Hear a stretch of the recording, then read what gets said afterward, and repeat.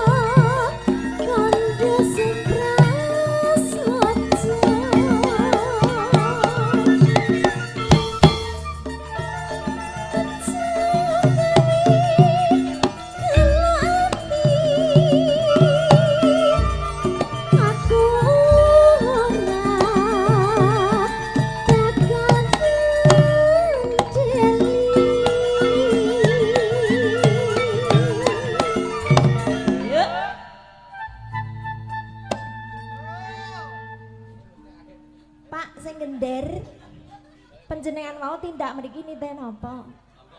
Hah? Lah nggih niten apa wau keng Blora? Hah? Ngerti ayo goncek mau ya. Lah iya piye ta jenengan mboten dangu kok ya. Ndang tak ndang tung let. Sing sabar to Mas jenengan. Lah piye wong ngene iki ekspresi ya. Iya meneng ae ngono manut ngono. Nah kudu nek ngono. Iya to. Kaya ngene lelakonku apa kok dadak ketemu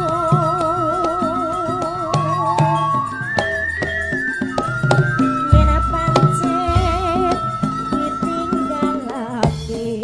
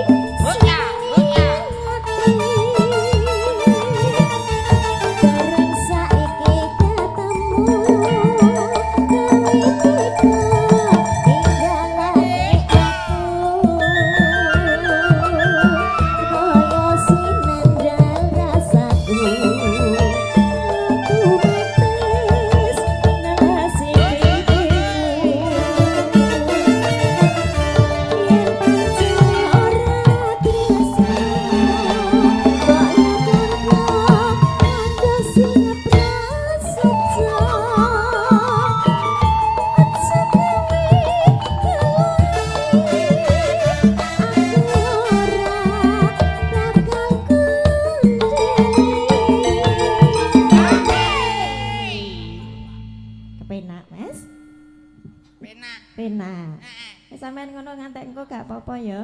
Ya bosok sikile. Lho piye to olahraga kok ya. Olahraga ya olahraga tapi aja kesuwen. Oh, mriki sayang mriki. Ayo. Oh, pengen nganggo dolanan awakmu kaya Nggih. Mbok menawi nganu saged dititipke teng kula. Monggo. Oh, emangnya tempat penitipan anak. Lah iya. Ayo balik. Malah wedi kok ya piye to. Wedi. Menak sawanen tak jambutno rambut ya. Kaya ngene lelakonku.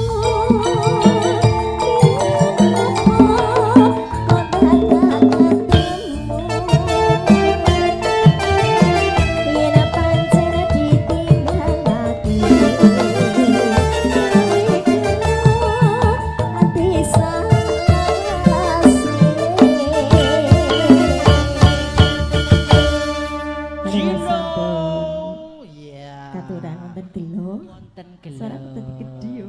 Matur nuwun. Nggih. Iki suarane